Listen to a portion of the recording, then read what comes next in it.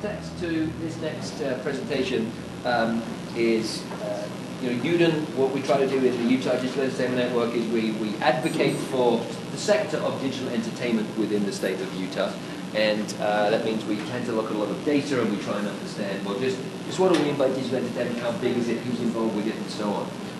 And when we deal with state entities, state government departments, we tend to ask a lot of questions about the relevance of that data, what is the data? And it turns out we don't know a lot of that data. And the Film Commission actually had a report written by our next presenter, Greg, a few months ago, who actually looked into and tried to do some more work on specifically film in the state of Utah to provide the Film Commission with some much needed data. And Virginia sent me a copy of this report. And I thought it was fascinating because it wasn't just the usual reports of charts and stats, and, right? There was some great opinion piece in there as well from what from that work Jeff had written.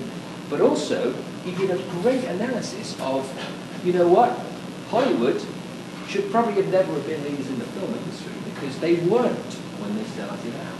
Similarly, Silicon Valley. It should have been the East Coast that actually was mastering the technology, not California. So how did California win in both cases? And I think there's some great stories behind it.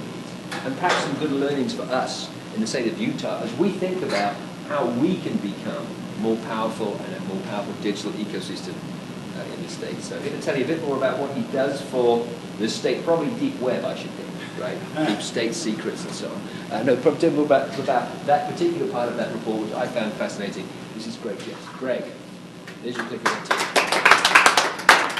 Yeah, so I'm Greg. Yeah, just a little bit of background. So I'm actually the internal auditor for the Governor's Office of Economic Development and the Department of Heritage and Arts, which it seems like this is a strange thing for an auditor to talk about. That's because we actually do two sorts of audits. There's something called assurance services. That's what you usually think when we come in and make sure you signed all your receipts and stuff. But then there's also something called consulting services, which is a little closer to like management consulting. So basically, when a division in the departments, they have like maybe they don't have anyone in the division who's good with data, then I'll come in and do it. I have a law degree from BYU as well as a master's of public administration from BYU.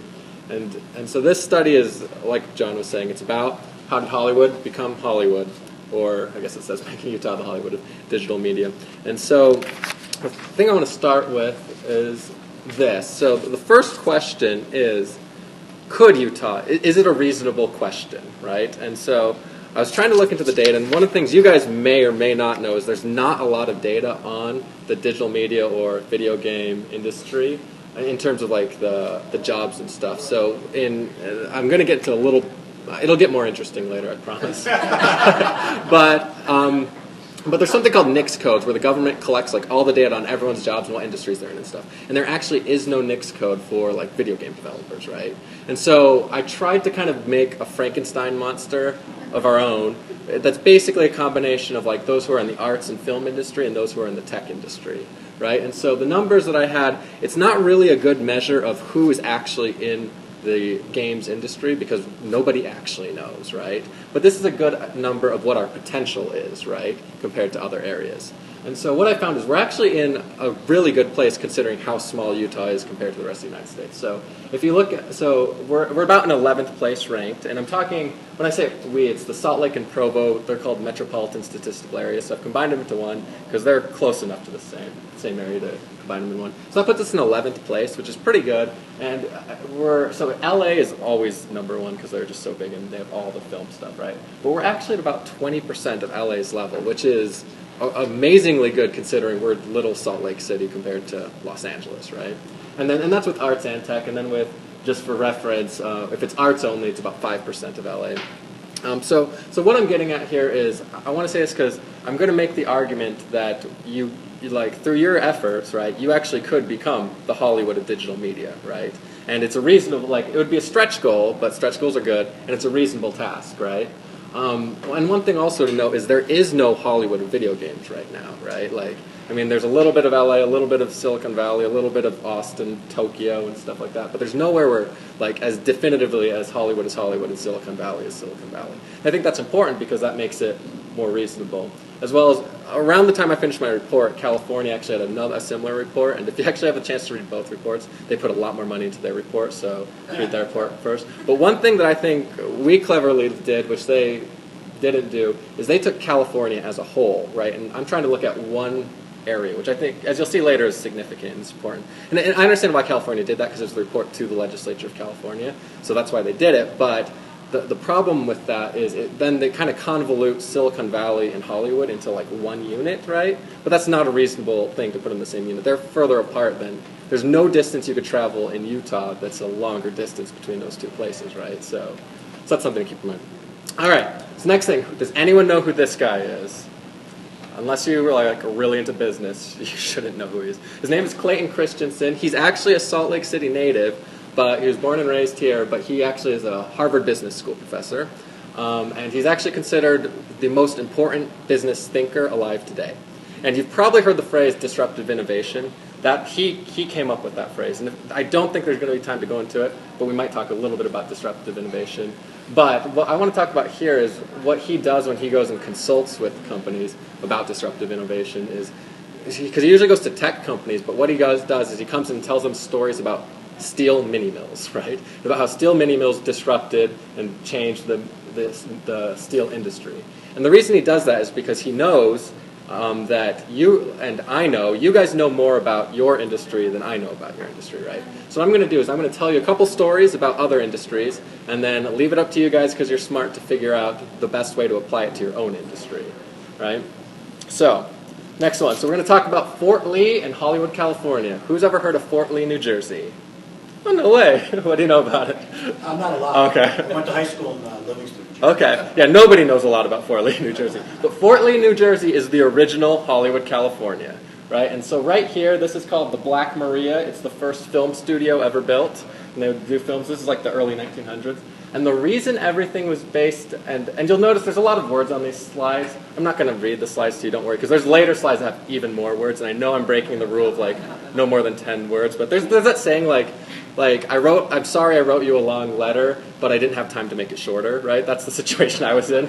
So a lot of it was just copy and pasting from the report I wrote, but I'm not going to read it to you, but if you get bored of what I'm saying, you can just read that, and it'll be good. So this was built by Edison Studios. So Thomas Edison, creator of General Electric, he owned a ton of companies and a ton of patents. And one of the things, he owned basically all the patents to making films, right? And he built something called the Trust. And the Trust was anyone he liked could make movies, and those who didn't, he charged a ton of money to use his patents, which basically means you don't get to make movies, right?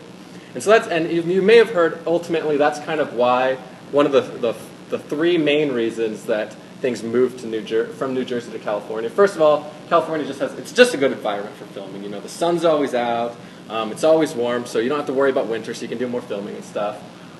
Back then, land was cheap and plentiful, which is not the case anymore. And then a lot of them were trying to escape the Edison Trust. So back then, they were literally far away, so the Edison employees couldn't stop them. And also, I guess back then, the judges and the police officers just didn't care so much about the law. I guess it was literally the Wild West still, right? And so you could kind of get away with it. I'm not encouraging any of you to break the law, but that's just the historical fact of the matter. And then one thing that I'm going to talk about is this last point here, so this one, if you just Google it or read online or whatever, you'll get these points a lot. This one you'll occasionally see, you're not going to see as often, is this idea that the reason Hollywood won is because they had the talent, right? And so I'm not going to talk a lot about these two because there's nothing you can do about your geography or whether the land's cheap. But I will talk about a little bit later why that's ultimately not so important. Let's talk about escaping the trust because there's a great story.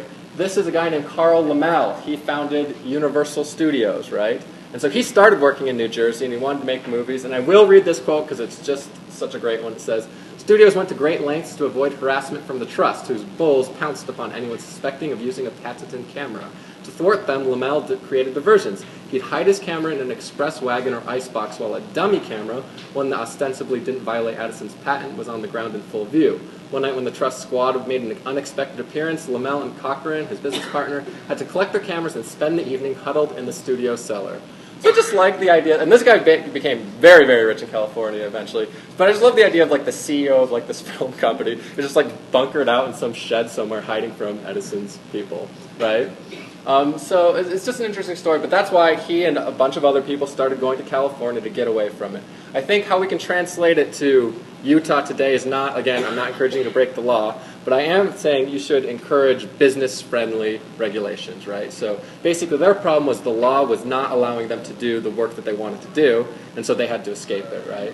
But business, I know I go as an employee of Governor's Office of Economic Development. I'm not going to try to be political, but one thing I do know is one of their goals is trying to encourage a business-friendly environment for Utah so that they'll come to Utah when they're fleeing non-business-friendly places.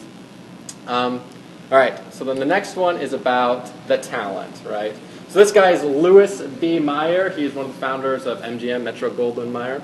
And so what he focused on the talent. So this is a quote directly from him. He says, "My unchanging policy will be great star, great." So this is before he started out in like theater, so he'd like do the own the actual buildings, and then he decided to make his own movies to put in them. So when he decides to do this, he says, "My unchanging policy will be a great star, great director, great play, great cast. You are authorized," he's talking to his director, "to get these without stint or limit, spare nothing, neither expense, time, nor effort. Results only are what I am after." So Louis Meyer is really concerned about creating great films, right? On the other hand, this film historian says about Edison Studios, the Edison Studios never turned out a notable director or even one above average. And so Edison was kind of notorious for trying to cut costs and just get the cheapest thing possible. And we'll talk about that more in a second, but I think this is an important thing. Actually, we'll talk about it now. So this is the Biograph Girl. Has anyone ever heard of the Biograph Girl? Oh, wait, do you want to say anything about it, or I'll just go on? Okay. So the Biograph Girl in the early 1900s was the world's and America's most famous movie star, and nobody knew who she was except she was the Biograph Girl, right? Nobody knew her name. And the reason was because Thomas Edison figured out that if he didn't let anyone get their credits in the films, then no one could figure out who they are, no one could hire them away, and he could keep paying them little amounts of money. So she was making $25 a week for Edison, and then that Carl Lammel, the Universal guy, the guy who would hide out in sheds, he somehow figured out who she was. Her name was Florence Lawrence. He hired her away, and immediately she was being paid. She went from $25 a week to $500 a week and became a household name, right? And so... And this happened over and over again. They would find the talent that was out making movies in New Jersey and lure them away to California, where they were willing to pay them, I guess you could say, what they're worth. I'm not convinced movie stars today are paid what they're worth, but she was probably paid what she was worth. And so those are the big points for the Hollywood studios, I think, that I want to get across, is especially this idea of the talent, right? So often you'll hear people say it was the good weather, it was the getting away from the Edison Trust, it was the cheap land, right? And I think that's what initially lured them out. But what destroyed Edison Studios was the fact that eventually all the talent left, and they wouldn't go back to New Jersey, right? And so what happened is by the end of 1918, every major studio that was in New Jersey had either moved to California or they had gone bankrupt, right? And it was because they needed the talent. So how does that apply to you guys? My feeling on that is... yeah. I was just going to say, I'm from California. Uh-huh. When I first... I was in California, I was a director and an acting teacher. When I came to Utah and Utah Valley, I was blown away by the amount of talent in Utah Valley. There was more talent in Utah Valley than there was in all Southern California. But no concept of learning the craft. But the talent was amazing, and it still is. Right, great. Yeah. And so, and actually maybe I'll let you, what do you guys, I don't know if this is a good idea, but what do you guys think the lesson is about this then? If you don't feel like talking, that's fine. Sometimes I come to these things and I just want to listen, so I'll keep talking, that's fine. Does anyone have any ideas on how it would apply to us then? So my thinking, I mean, the obvious part is we want to attract the talent, right? But also I think one of the things I'm going to argue to you in multiple times is we need to do what's good for us long term, even if it's going to be bad for us short term, right? So it was good for Edison in the short term to just pay Florence Lawrence $25 a week, right? But in the long term, it ended up bankrupting the studio, right?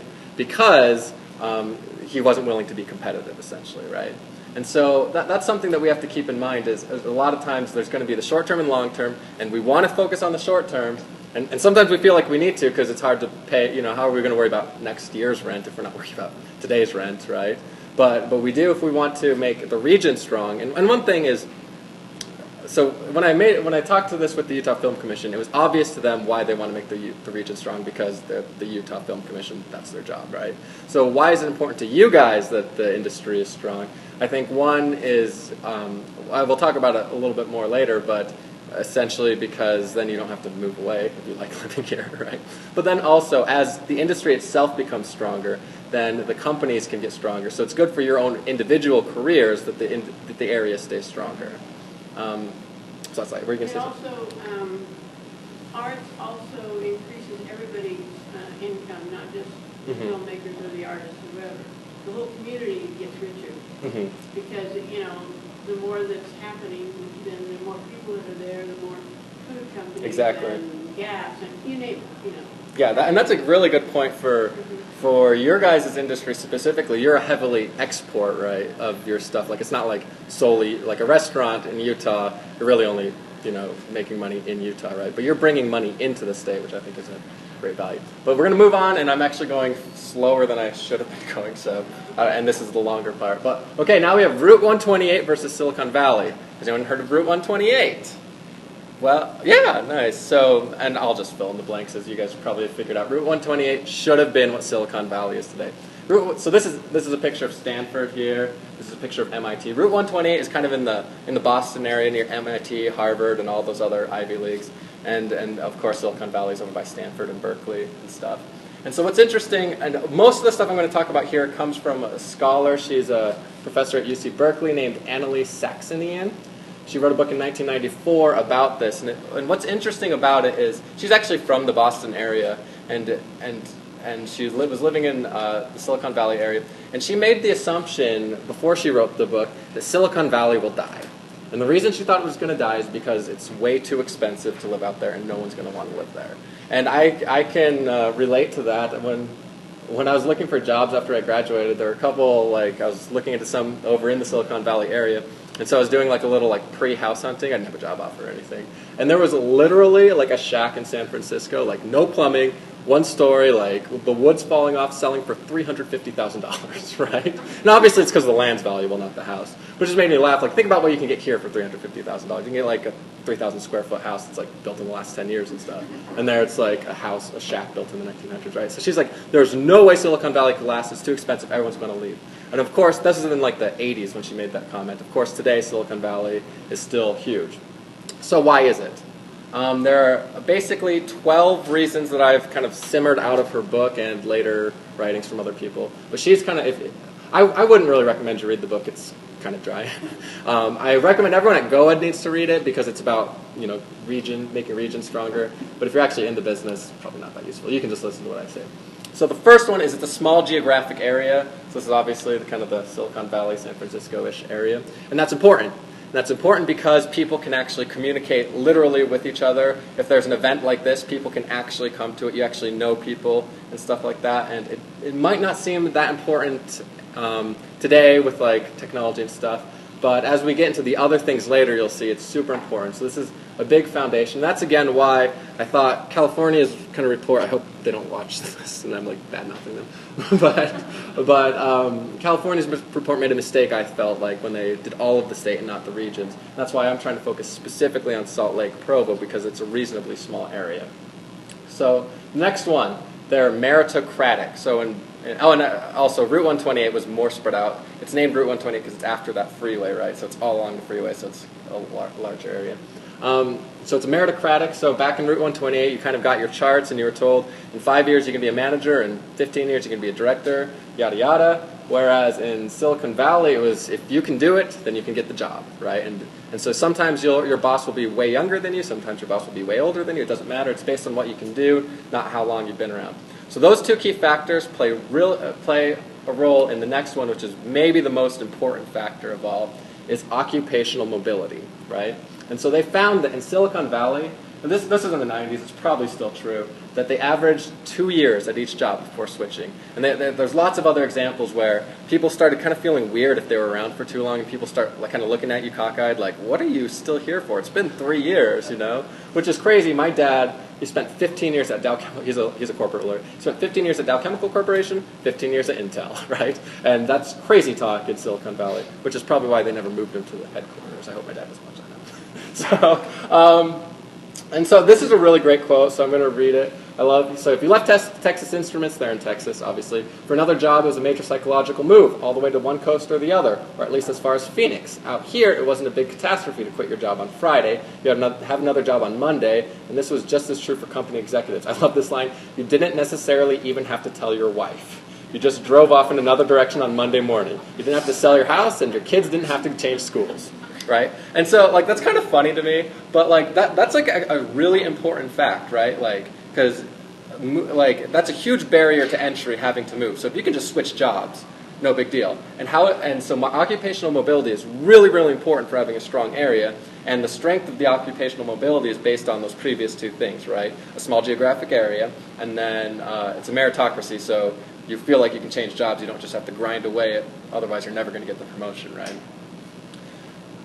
Next one. So what this leads to then is strong professional social networks. So again, in Route 128, your professional network was the company you worked for, because everyone worked for them the whole time. And so, and I actually lived this experience-wise. Like I mentioned, my dad worked for Dow Chemical for 15 years. So I was born in Midland, Michigan, which is a town of 40,000 people, but it's the headquarters of Dow Chemical, and it would be a town of 1,000 people if it weren't for Dow Chemical. Everybody works for Dow Chemical. If you don't work for Dow Chemical, it's because you're the teacher of the kids whose parents work for Dow Chemical, that sort of thing, right? And so an interesting thing, and an example, so the headquarters is there. We spent, when I was 8, we moved to Kansas for 2 years, then we moved back to Michigan. So everyone kind of, Michigan becomes the hub. Everyone in Dow Chemical knows each other, to the point that one of my best friends in high school in Michigan, my dad had met him and played ping pong in his house in Switzerland before I ever met him, right? Because he was on a business trip and they just happened to meet each other. Well, not happened to meet each other. He was, my dad was working with his dad,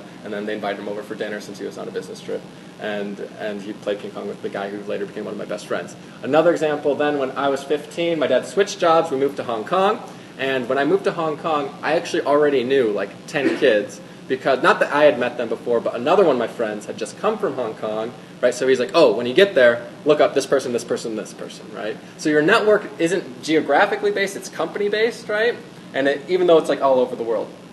And that's kind of Route 128, but Silicon Valley's different. Because everyone's jumping around, your network is not in your company. Your network is actually the region, because this guy used to work with you, but now he works over there. This guy used to work with you, now he's over there. So everyone's kind of all together, right? And this is a result then of the previous one about the occupational mobility and things like that. Yeah. All right. One of the things when I've been talking to communities about theater, is that Broadway is at one theater. Uh-huh. And if you want to have successful theater arts, then you have 5 different theaters on the same street, and it increases everybody's business. Right. Yeah. So Exactly. This is what this is. Yeah. Exactly. And so, like I said, the previous ones kind of lead up to here, and this lays the foundation for a lot of future things, right? So what happens then is you get numerous startups, right? And the next 3 slides, maybe I'll give you a preview. Numerous startups, risk-taking is encouraged, and numerous small companies, right? So they all kind of go together based on that foundation. It's this idea that everyone's moving around all the time. Everyone's taking risks, right? Maybe we'll start with this one, actually. So culturally, we have to be willing to take risks. And so when people fail, it's not a big deal, right? And that happens all the time. It should be kind of the idea, and you can still, pick up and move on. And that leads to the people being okay with numerous startups, right? And the numerous actually, let's skip to this one. So you get lots of numerous small companies all over the place. So this is really important. That when we think of Silicon Valley, we think of Google, we think of Facebook, right? But people don't realize 70% of companies have fewer than 10 employees, and 85% have fewer than 100. So there's actually tons of really, really small companies, and a few of them eventually grow up to be the gigantic companies, right? And actually, I'm not going to jump back to startups, but just get the idea that there's a lot of startups going on, and that's a good thing, right? And so what those things all do is it leads to speed, right? So you become a faster company, and in technology, speed is important, and in your industry, I can't imagine it's not important, right? Especially if you're doing video games, you don't want to be on like an engine that's like super old by the time your game comes out or something like that, right? So speed's really important, but what happens is when you have lots of small companies, you get through the bureaucracy faster, you can get through things faster. When you know lots of people, you can also be faster, right? Because you know I have this problem, and I know this guy who's over here now who knows how to fix the problem, and things like that. So speed becomes really important.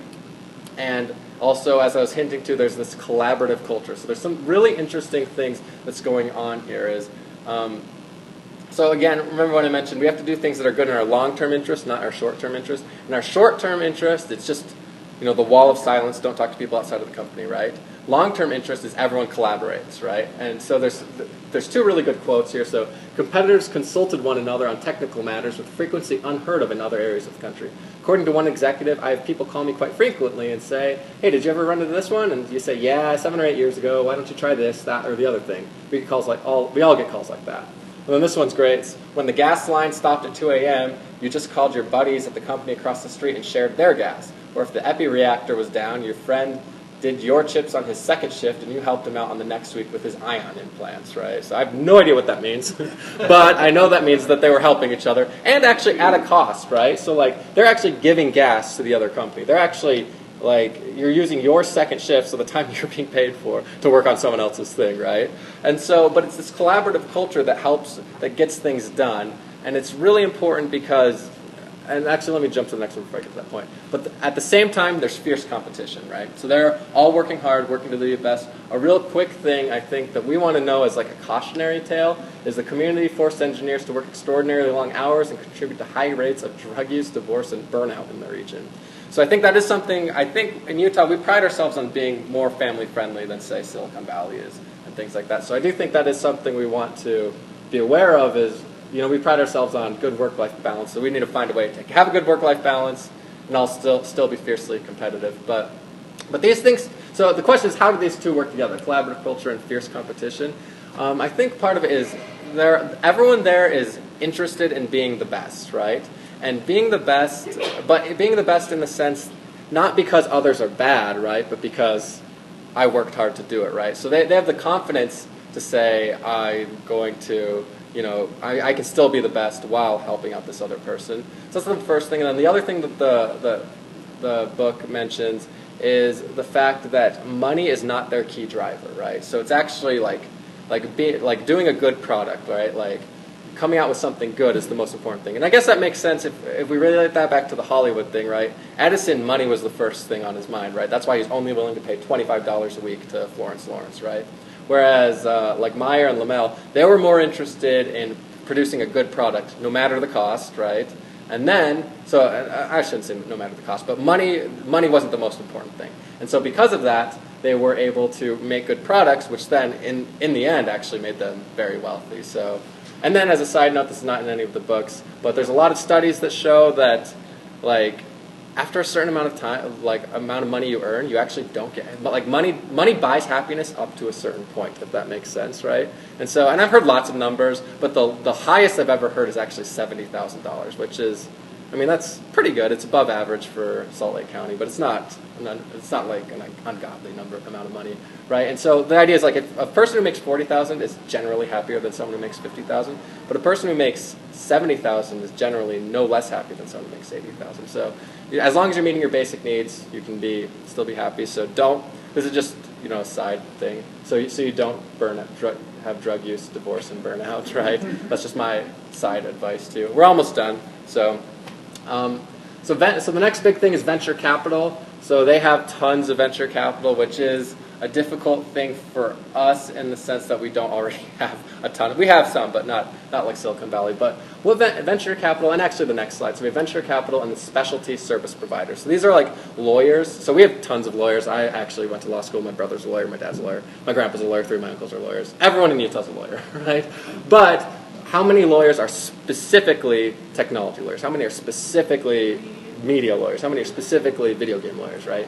And so it becomes kind of like an upward spiral, right? So as the region gets stronger, we'll get more and more people who can specialize in these sorts of things, can specialize in specifically media, venture capital, and things like that. And also, one of the reasons it's in our interest to strengthen the area specifically is most of the venture capitalists in Silicon Valley are former tech guys who sold out and have tons of money now, and so now they're investing in these other tech companies, right?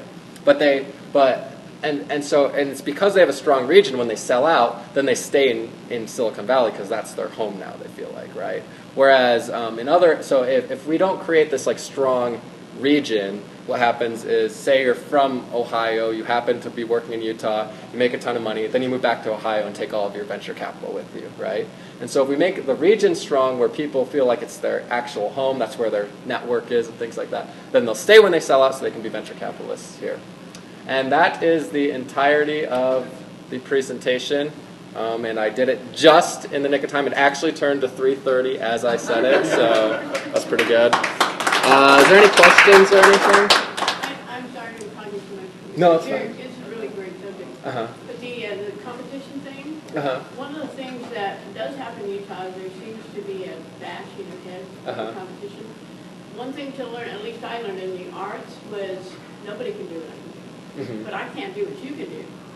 So if we're working together, even if we're not in the same business, and you do something great, that should inspire me to do better, not hate you trying to do that. Yeah, that's great. So if everybody's succeeding, that means that everybody is going to rise higher together. Yeah, that's great. Yeah. Anyone else? Yeah. So you mentioned those things that were unique to Silicon Valley, as compared to the East Coast. In the context of thinking about where we are, why were they so much more interested in collaborating?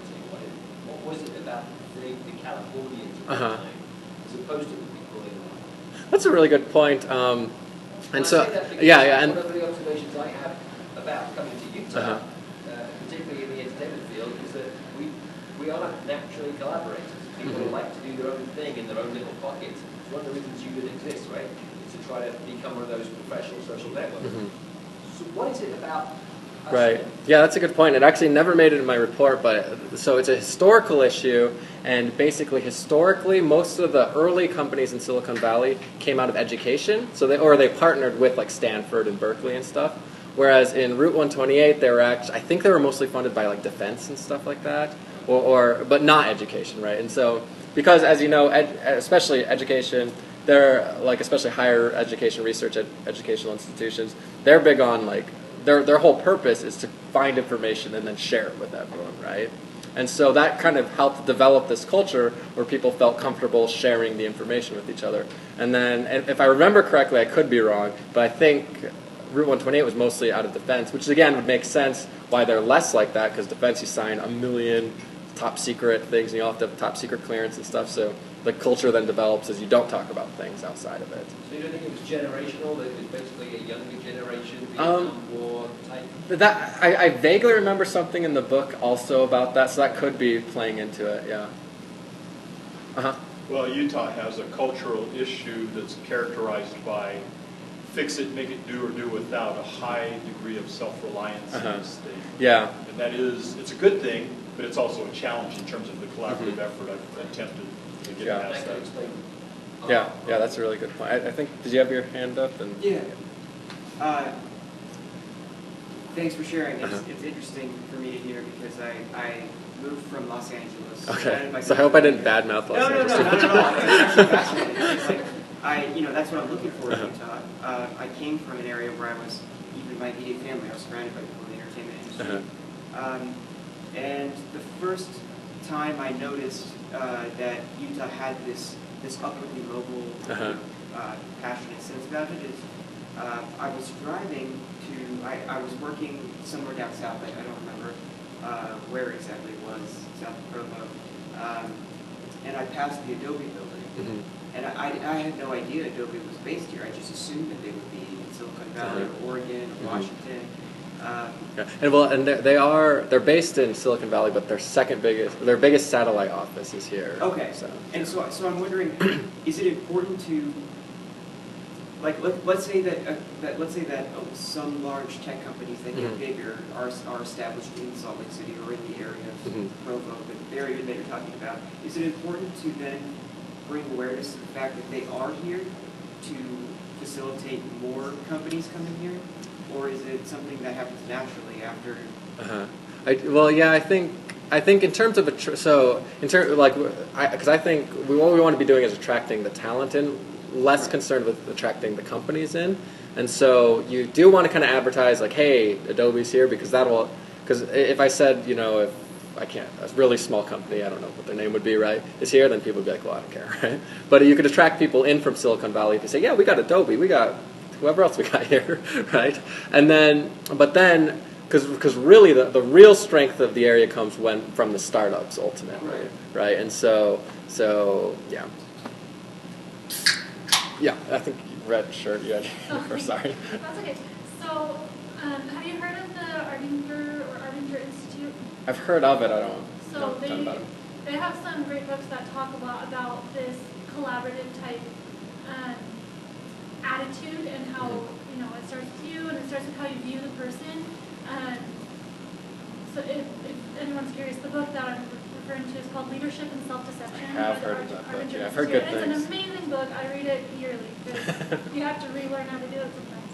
But they talk a lot about how if you view a person as a person who has needs, then you're going to want to share the information that you have with them, like talking to coworkers kind of thing, as opposed to someone who's competition that you need to be better than, then you're just going to keep all the information to yourself. So I was reviewing other people and other companies and other startups and things as not as competition but as collaborators, then I think that can really increase that. My question is about when I think about that, I have a tendency to think about large corporations doing it with each other, whereas you said that the most important thing to increase that possibility was startups. But how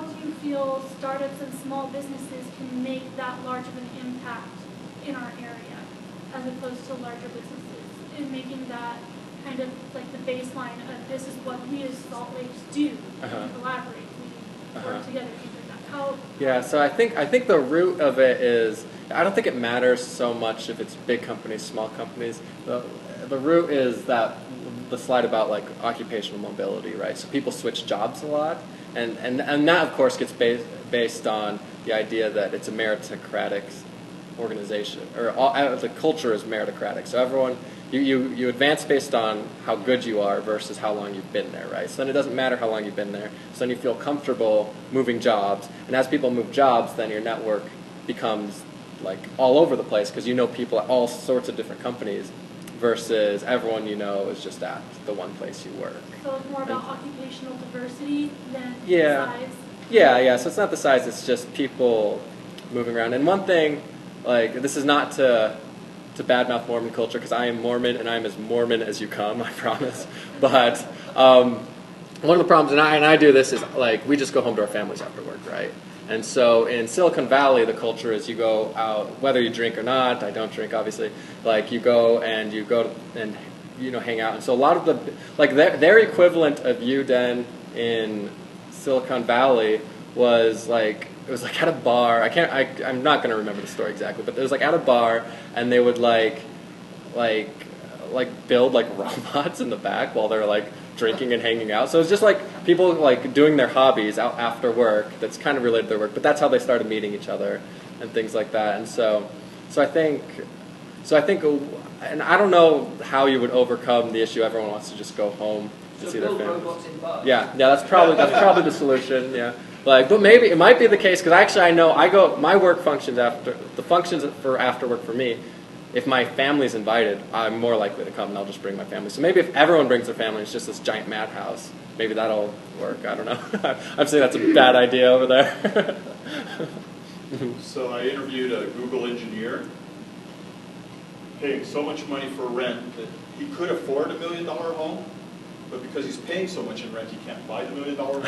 Right. He shared with me that there are 20 male engineers for every female engineer in the Silicon Valley, and yet we can't get them here with better real estate values and all those things.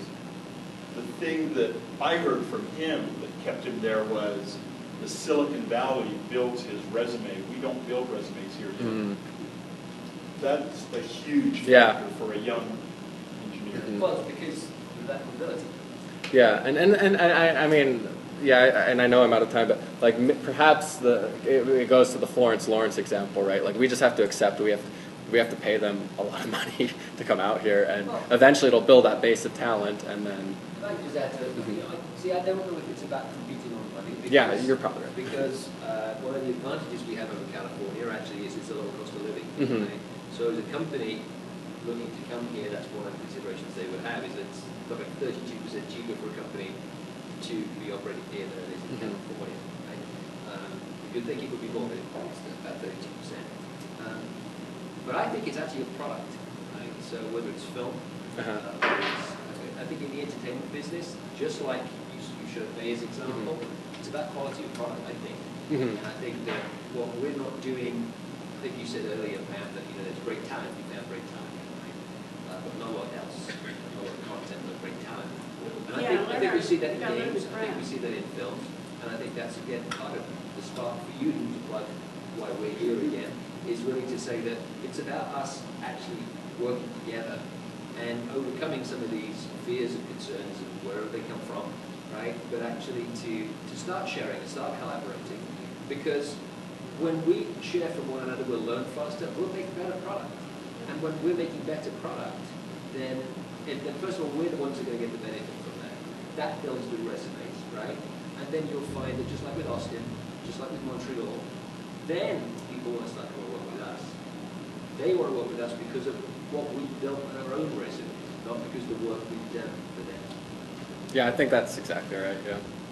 That's my thought. I think No, yeah, I think there's that's a potential model in taking some medium-sized businesses and bringing them together as if they were one business unit, so that they actually are competitive with a Google and a resume builder, and go get projects that not one of those companies could do themselves. That was the takeaway as I was listening to you was, so what? What if you take, we have one of the most amazing animation groups here in the state. Alias, the technology behind that was developed at BYU. Why? I mean, Alias was the technology that created the the images that you saw in Terminator. Arnold was not on set very much for that. It was all computer generated. That all started here, but it got sold to people who had money. So what if you take 5 medium-sized businesses and they become a unit that together can support a large LA project, right? Well, and that's maybe a film-specific example. What I would say is that what we can all do in tender of service organizations, film games, we talked about earlier. One of the things I would say is whenever we have the opportunity to work with other people, we get to be the ones hiring, right? What can you tell us? Hire roles. That's one of the ways we get to put us get bigger by supporting ourselves. Because we actually can export an awful lot of dollars to outsourcing companies in the world, let alone states, particularly right? We actually figure out a way, and of course you can necessarily do this, then that's one of the ways that we start. I think that, for me, that's fascinating. Yeah. Coming down from the governor's office, 7 o'clock they're our best. Actually, never seen him. But I will next time I see Well, funny, you mentioned you the other day, so him. I do see him like once a year, but I just like being major.